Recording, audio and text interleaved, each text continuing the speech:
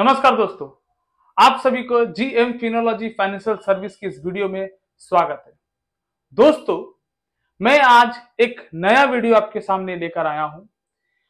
मेरा एक निवेशक का प्रश्न था।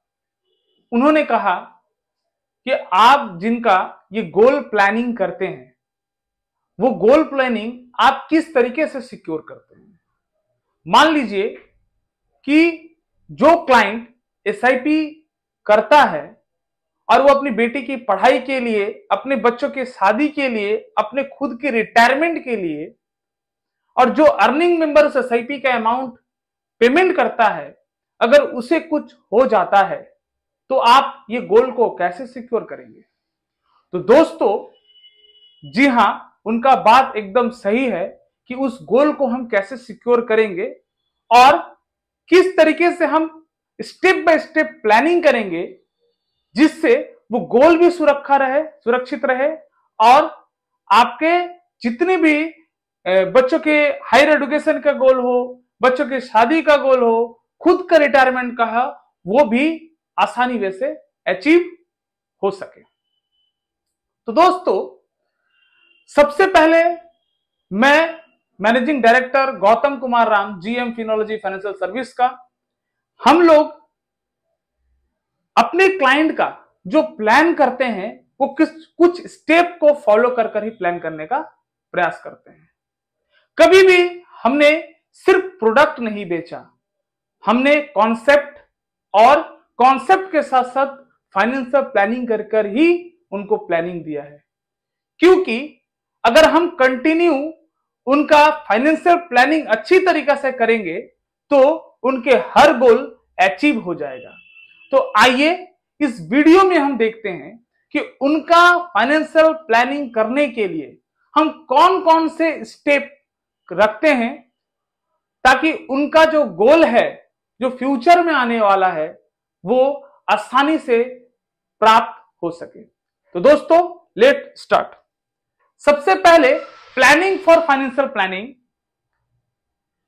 How to achieve financial freedom. आप फाइनेंशियल फ्रीडम कैसे अचीव करेंगे। तो पहला जो स्टेप है, उस पहले स्टेप का नाम है इमरजेंसी फंड। मतलब आपका ऐसा फंड हो क्रिएट कि आपका कभी भी रिक्वायरमेंट के टाइम, जरूरत के टाइम, वो फंड जल्द से जल्द आपके पास मिल सके। जैसे कि 6 मंथ की सैलरी आपको ऐसे जगह पे रखना है जहां पर आपको एक दिन के बाद या फिर उस दिन ही आपको आपके अकाउंट में क्रेडिट हो जाए। मान लीजिए कि अगर आपका इनकम 50,000 रुपए पर मंथ है, तो 6 मंथ का सैलरी 5 6 30, मतलब 3 लाख रुपए सेविंग्स अकाउंट या फिर लिक्विड फंड में रहना चाहिए। मतलब आपकी कोई भी इमरजेंसी के टाइम, जो आपको पता नहीं है कि इमरजेंसी क्या आएगा फ्यूचर में, उसके लिए आप 6 महीना का अपना इन्वेस्टमेंट आप अपनी राशि को सेविंग्स अकाउंट या फिर लिक्विड फंड में पार्क करके रख सकते हैं। उदाहरण के तौर पे मैं आपके 50,000 के पर मंथ की सैलरी अगर आप 6 महीना में 3 लाख रुपए आप रख देते हैं तो ये आपका इमरजेंसी कॉर्पस रेडी होगा। सेकंड स्टेप जो हम लोग फॉलो करते हैं वो है हेल्थ इंश्योरेंस, स्वास्थ्य बीमा। क्योंकि ये हेल्थ इंश्योरेंस ऐसा चीज है कि आप अगर नहीं करते हैं तो आप कुछ पैसे बचा लेंगे, लेकिन ये ऐसी इशू है कि कभी भी परिवार के किसी भी व्यक्ति को अगर होता है, हेल्थ इशू होता है, तो बहुत पैसा लगता है। और कोई बड़ा बीमारी आ जाता है तो हो सकता है अपने घर के सारे एसेट्स और फाइनेंशियल बहुत सारे लॉस हो सकते हैं। तो इसको हम लोग प्लान करने के लिए क्या है, अनसर्टेनिटी एक्सपेंसेस इसमें कवर्ड होता है। आपका जो अनसर्टेनिटी एक्सपेंसेस है, मान लीजिए कि हॉस्पिटलाइज करना है, एक्सीडेंटल एक्सपेंसेस मतलब आपका अचानक एक्सीडेंट अगर होता है तो ये एक्सपेंसेस भी ये हेल्थ इंश्योरेंस में कवर होगा। मतलब आपको ये फ्यूचर में पता नहीं कि कब मेरे को क्या बीमारी आने वाली है, कब एक्सीडेंट होने वाला है, और इसके लिए जो पैसे रिक्वायरमेंट होंगे वो आपको पता नहीं कि कितने पैसे लगेंगे, 1 लाख लगेगा कि 5 लाख लगेगा कि 50,000 लगेगा। अगर आपको ये नहीं पता है, अगर आप हेल्थ इंश्योरेंस के थ्रू आप करके रखते हैं सेकंड स्टेप, तो इसमें क्या होगा कि आपके उस समय अनसर्टेनिटी, आप इमरजेंसी के टाइम में आप यहां से भी अपने पैसे को पा सकते हैं। लेकिन इसका एक नियम है कि आप कितने सम एश्योर्ड की हेल्थ इंश्योरेंस ले, कितना सम एश्योर्ड आपको मिनिमम रहना चाहिए। बहुत कोई ऐसे अभी भी व्यक्ति हैं जिनका हेल्थ इंश्योरेंस 2 लाख रुपए का है, किसी का 3 लाख का है, किसी का 5 लाख रुपए का है, और वो 5 लाख रुपए 10 लाख रुपए होकर बंद हो जाएगा। तो दोस्तों वो हमारा ह्यूज सम एश्योर्ड नहीं है। हमें जब बड़ा क्लेम आएगा तो वो सफिशिएंट कवरेज नहीं है। तो सफिशिएंट कवरेज के लिए मिनिमम कम से कम 10 लाख रुपए का रहना चाहिए, 10 लाख रुपीस कम से कम रहना चाहिए। और हमारे पास ऐसे ऐसे भी प्रोडक्ट है कि 10 लाख की अगर आप पॉलिसी लेते हो तो वो 5 साल में आपका 60 लाख हो जाएगा। कुमुलेटिव बोनस के हिसाब से 60 लाख तक चला जाएगा 5 इयर्स में। तो दोस्तों 60 लाख मिनिमम कवरेज अच्छा है और आप इसको कंटिन्यू कर सकते हैं। थर्ड स्टेप जो हम फॉलो करते हैं वो है टर्म प्लान। बोलते हैं ना कि मेरे उस निवेशक ने सवाल किया कि आप जो मेरी बेटी का प्लान कर रहे हैं कि मेरी बेटी का शादी आज से 22 साल के बाद होगा, मेरी बेटी की पढ़ाई आज से 15 साल के बाद हायर एजुकेशन होगा, और इस 15 साल के बीच अगर मुझे कुछ हो जाता है तो वो उस गोल को कैसे अचीव कराओगे। तो दोस्तों मैं इस गोल को अचीव कराने के लिए GM Finology financial service term plan देता है।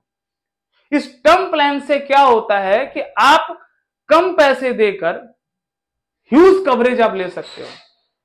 कम पैसे आप व्यय करके आप ह्यूज कवरेज पा सकते हैं। जैसे मिनिमम 50 लाख रुपए की कवरेज, 1 करोड़ के कवरेज, उसमें आपको पैसे कम पेमेंट करना होता है। इससे क्या है कि इसमें non return of the premium and return of the premium भी है। सपोज मान लीजिए कि आज तो गवर्नमेंट ने मान लीजिए अगर आप रिटर्न ऑफ द प्रीमियम लेते हैं तो उसका प्रीमियम बहुत ही कम आएगा, और non return of the premium लेते हैं तो उससे उस रिटर्न ऑफ द प्रीमियम से भी बहुत कम आएगा। पहले क्या था कि 18% जीएसटी लगता था हमारा हेल्थ इंश्योरेंस में, और मेडिक्लेम आपका टर्म प्लान में भी हमें जीएसटी पेमेंट करना पड़ता था, ठीक है। लेकिन अब क्या है कि 0 जीएसटी, अभी जीएसटी नहीं देना है, आपको प्योर प्रीमियम ही पेमेंट करना है, और बहुत ज्यादा यूज सम एश्योर्ड के लिए भी आपको ये टर्म प्लान बहुत ज्यादा लाभदायक होगा। तो टर्म प्लान कितना का ले, कैसे ले और कितना सम एश्योर्ड तक का ले, ये आप कैसे जानेंगे। इसको जानने के लिए आपको क्या करना है, आपके जो ईयरली इनकम है उसका 20 टाइम्स कर लीजिए। मान लीजिए आपका ईयरली इनकम 6 लाख है तो उसका 20 टाइम्स मतलब 1 करोड़ 20 लाख आपको लेना है। 1 करोड़ 20 लाख का मिनिमम सम एश्योर्ड आपका रहना चाहिए एज पर योर वैल्यू। अगर आपके पास 20 लाख का सम एश्योर्ड वाले इंश्योरेंस है, 15 लाख का सम एश्योर्ड वाले इंश्योरेंस है, तो सर वो सफिशिएंट नहीं है आपको उस गोल को अचीव कराने के लिए। अगर आपको सफिशिएंट टर्म प्लान लेना है, इंश्योरेंस करना है, लाइफ इंश्योरेंस करना है, तो अपने ईयरली इनकम को 20 गुना कर लीजिए, और जो सम एश्योर्ड पैसे आते हैं वो आपको सम एश्योर्ड लेना है। तो यहां पर क्या आया, 6 लाख अगर आपका ईयरली इनकम है तो उसका 20 टाइम्स यानी 1 करोड़ 20 लाख तक मिनिमम आपका रहना चाहिए। अगर आपका इनकम बढ़ता है तो आप और भी टर्म प्लान का सम एश्योर्ड बढ़ा सकते हैं। थर्ड के बाद फोर्थ स्टेप हम लोग जो फॉलो करते हैं वो फोर्थ स्टेप है परमानेंट गोल्स। देखिए सर, हर किसी के लाइफ में ये गोल आता है, इसलिए इस गोल का नाम हमने परमानेंट दिया है। वो गरीब आदमी हो, अमीर आदमी हो, मिडिल फैमिली हो, एनीवन, सबके लाइफ में ये गोल आना है निश्चित।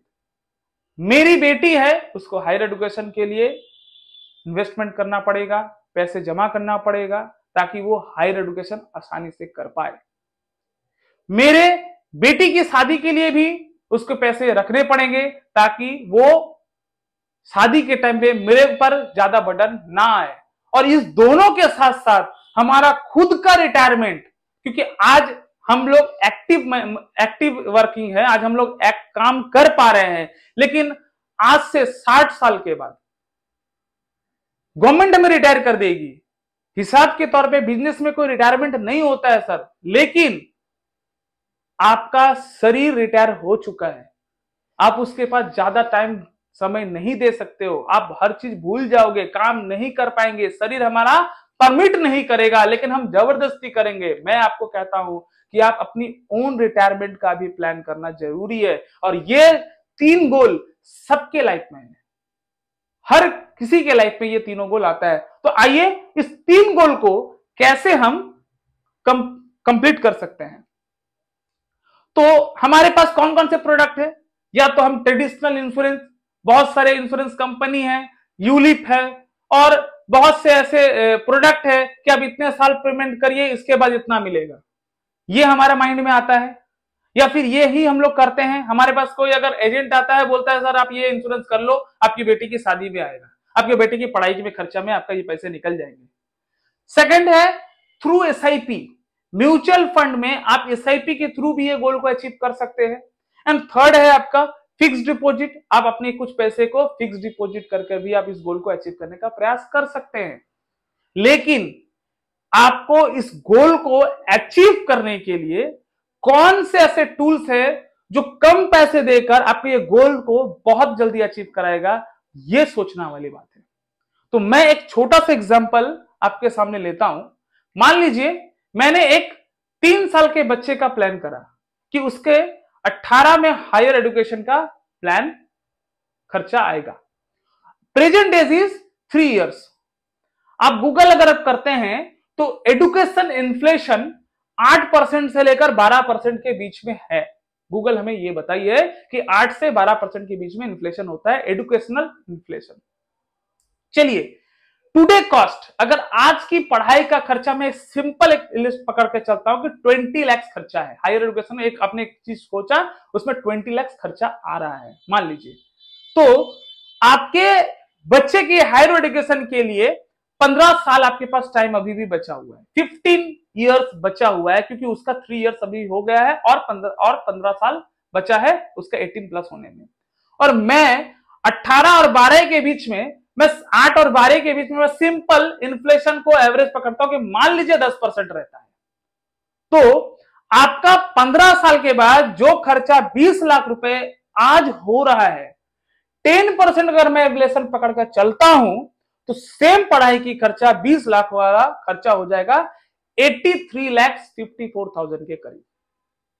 तो दोस्तों आपको 20 लाख सोचकर नहीं चलना है, आपको चलना है 83,54,000 कैसे मिलेगा जब मेरे बच्चे की पढ़ाई का खर्चा ये होगा 10% इन्फ्लेशन के साथ।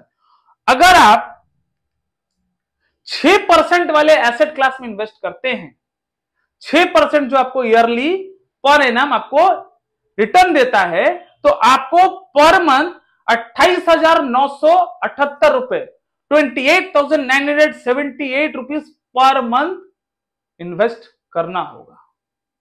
अगर आप 8% वाले एसेट क्लास पे इन्वेस्ट करते हैं, जो 8% पर एनम मिलता है, तो आपको 24,588 यानी 24,588 रुपीज पर मंथ इन्वेस्ट करना होगा। लेकिन आज भी मार्केट में ऐसे प्रोडक्ट हैं जो आपको 12.62% रिटर्न देती है। अगर आप उस तरह फंड में इन्वेस्ट करते हैं, उस तरीके का इंटरेस्ट आप एसेट क्लास में इन्वेस्ट करते हैं, तो आपको per month 16,646 rupees per month invest करने से ही ये गोल आपका अचीव हो जाएगा। तो सर सोचिए, आपके बच्चे के लिए एजुकेशन का प्लान करना चाहिए या नहीं। इसके बाद का जो हमने स्टेप लिया है, जो फॉलो किया है, वो है ओन रिटायरमेंट। ये 5 स्टेप को मैंने बनाया है और ये ओन रिटायरमेंट है, जो सबसे लास्ट स्टेप कि खुद का रिटायरमेंट। अब आपको सोचना है कि मैं क्या 60 में रिटायर करूंगा कि 50 में रिटायर करूंगा कि 55 में करूंगा या 45 में करूंगा। It is depend on you. Retirement का कोई एज नहीं होता। रिटायरमेंट का मतलब है कि अगर आप जो प्रेजेंट खर्चा है, नेसेसरी खर्चा, अगर आप घर बैठे कहीं से भी ला सकते हैं तो आपका वो रिटायरमेंट हो गया। मान लीजिए आज आपका खर्चा पर मंथ 30,000 रुपए है, लेकिन आपके पास ऐसा एक एसेट है कि उस एसेट को रखकर पर मंथ ऑटोमेटिक मेरे पास 30,000 आ रहा है विदाउट एनी एक्टिव वर्क, तो आप समझ लो आप रिटायरमेंट हो गए हो। लेकिन अगर आपके पास वो एसेट क्लास नहीं है, आपके पास वो नेटवर्थ नहीं है, आपके पास वो पर्पस नहीं है, तो आपको ये सोचने की बात है कि आप रिटायरमेंट कब लेना चाहते हो, कब करोगे और कैसे करोगे। तो मैं एक छोटा सा रिटायरमेंट का प्लान बनाया हूं, वो आपको मैं दिखाता हूं कि मान लीजिए कि सुबह, दोपहर और रात 3 टाइम का खाना खाना है आपको, और उस खाने का मैंने 365 दिन पकड़ा है। मान लीजिए आपको 365 दिन वो खाने का मैंने इलस्ट्रेशन पकड़ा कि आपको ये 365 दिन करना है। सुबह का ब्रेकफास्ट, दोपहर का लंच और रात का डिनर। और ऐसे आपका 60 के बाद और भी 10 साल तक करना है, मतलब आपका 70 साल तक। मान लीजिए मैं 60 में रिटायर करता हूं और 10 साल और भी मैं जिंदा रहता हूं, 10 ईयर्स, यानी मेरा 70 साल तक मैं रहता हूं, और मैं एक टाइम का खाना को पकड़ा हूं 100 रुपीज ओनली। तो 3 टाइम का खाना का मैंने खर्चा पकड़ा है 300 रुपए। ये आपका अलग अलग होगा, आप लोग अपने हिसाब से देख लीजिएगा। मैं एक एग्जांपल रख रहा हूं कि ब्रेकफास्ट में 100 रुपीज, लंच में 100 रुपीज एंड डिनर में 100 रुपीज, यानी 300 रुपीज पर डे। तो 365 दिन में 10 साल तक अगर आप रखते हो तो आपका खर्चा आएगा कितना? 10,95,000 रुपीज। सिर्फ आपका खाने का खर्चा अगले 10 साल तक, आप जब रिटायर करेंगे अगले 10 साल तक 10,95,000 रुपए आपका सिर्फ खाने का खर्चा आएगा। लेकिन सर एक वाइटल क्वेश्चन है कि आप अपने बारे में सोच रहे हो, लेकिन आपके अर्धांगिनी, आपकी वाइफ भी तो आपके ऊपर डिपेंडेंट है, तो उसके बारे में भी तो आप ही को सोचना है। तो अगर उसका बारे में भी आप खाने का सोचते हैं, तो मैं अगर 2 पर्सन का खाना पकड़ता हूं तो आपको टोटल 21,90,000 रुपए आएगा अगला 10 साल में, सिर्फ नॉर्मल खाने पीने को। तो 21,90,000 रुपीज आपके पास कॉर्पस रहना चाहिए सेम लाइफस्टाइल को मेंटेन करने के लिए, सिर्फ खाना पीना खाने के लिए। तो ये 21,90,000 के लिए आपके पास क्या प्लान है कि आप ये 21,90,000 रुपए कैसे तैयार करेंगे ताकि मैं नॉर्मल लाइफ को जी सकूं। तो मैं एक छोटा सा प्लान आपके सामने देता हूं कि मान लीजिए आपका एज 30 साल है और आप 30 साल की उम्र में आपने प्लान किया है कि अगला 30 साल के बाद मैं रिटायर करूंगा, 60 में मैं रिटायर करूंगा। तो टुडे कॉस्ट इज 21,90,000 रुपीज, 21,90,000 रुपए आज की खर्चा आपको मैं दिखाया। लेकिन स्वाभाविक है कि आज अगर 30 साल पे अगर आप प्लान करते हो तो आप 30 साल के बाद रिटायर करोगे, यानी 30 साल के बाद ये खर्चा सेम नहीं रहेगा, वो बढ़ जाएगा। तो रिमेनिंग 30 इयर्स मैं सिंपल इन्फ्लेशन पकड़ा हूं 6% के इन्फ्लेशन। अगर 6% इन्फ्लेशन कंटिन्यू बढ़ता गया तो जो खर्चा आपका 21,90,000 रुपए आ जा रहा है 6% के इन्फ्लेशन के हिसाब से, वो खर्चा आपका 1,25 लाख आएगा सर। मतलब आज अगर आप 21,90,000 का प्लान करते हो तो आपका वो लाइफ के लिए ठीक है, लेकिन अगर आप आज से 30 साल के बाद प्लान करते हैं तो सर 21,90,000 रुपए due to the inflation 6% 1,25 lakh के प्लस रहेगा। अब बताइए आपके पास मिनिमम उस समय 1,25 लाख से अबव पैसे चाहिए। अभी 1,25 लाख के कॉर्पस बनाने के लिए आपके पास जो एसेट क्लास है, कौन से एसेट क्लास में आप डालोगे, कितने पैसे डालोगे तो आपका 1,25,00,000 बनेगा। अगर आप 5% के एसेट क्लास पे पैसे डालते हो तो आपको महीना में 15,364 रुपए पर मंथ डालना होगा ये गोल को अचीव करने के लिए, 1,25,78,00,000 को। लेकिन अगर आप 7% के एसेट क्लास पे पैसे को डालते हैं पर मंथ तो आपको 10,695 रुपीज आपको पर मंथ इन्वेस्ट करना होगा। लेकिन यही ऐसे एक एसेट क्लास है जिस एसेट क्लास का रिटर्न 12.62 है। अगर आप उस एसेट क्लास में इन्वेस्टमेंट करते हैं तो आपको सिर्फ 3,608 रुपए पर मंथ इन्वेस्ट करने से ही आप 1,25,78,000 तक टारगेट पे पहुंच जाओगे।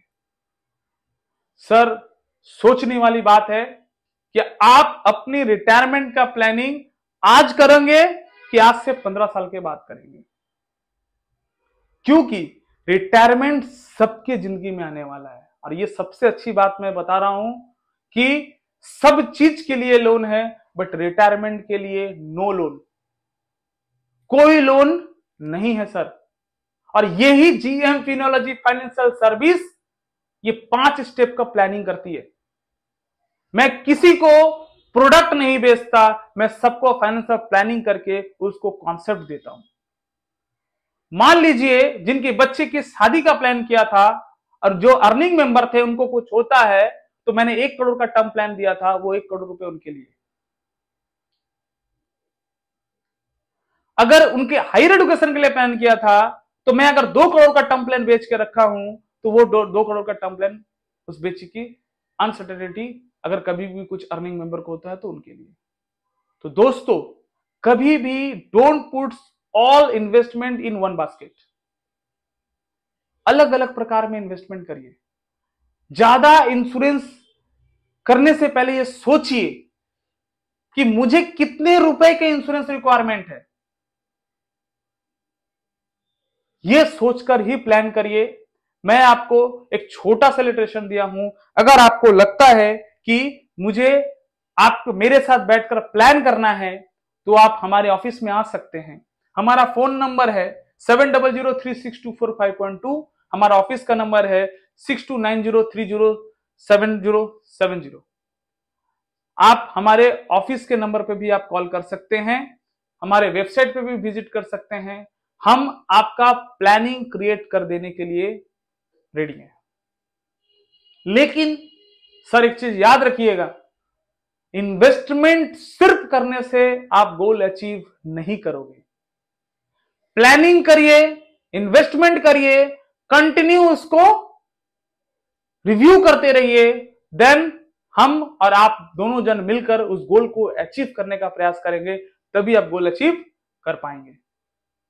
दोस्तों, मैं आज इस वीडियो में आप सभी को एक फाइनेंशियल प्लानिंग का छोटा सा इलस्ट्रेशन देकर आपको समझाने का कोशिश किया हूं। आशा करता हूं मेरी इस वीडियो आपको बहुत अच्छा लगा होगा। अगर आप इस वीडियो को अच्छा लगा है तो जरूर से जरूर लाइक करिएगा, अपने मित्र, अपने फ्रेंड, अपने फैमिली मेंबर को इस वीडियो को शेयर करिएगा और मेरे इस चैनल को सब्सक्राइब करिएगा कि आने वाले कोई भी नए वीडियो आप तक जल्दी पहुंचे और आप फाइनेंशियल रिलेटेड और भी इंफॉर्मेशन गैदर कर सके। इसी के साथ आप सभी को बहुत बहुत धन्यवाद दोस्तों।